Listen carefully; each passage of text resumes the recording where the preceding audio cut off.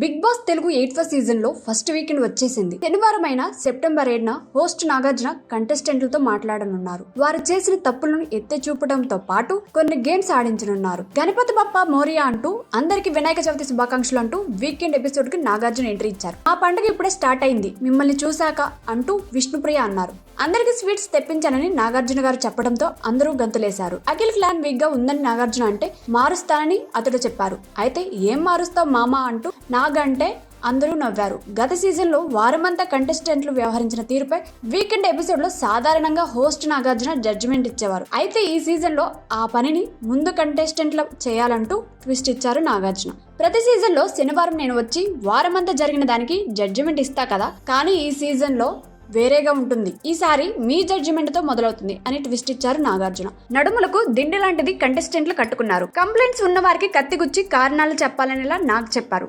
మణికంఠ ప్రవర్తనపై శేఖర్ భాష అసంతృప్తి వ్యక్తం చేశారు.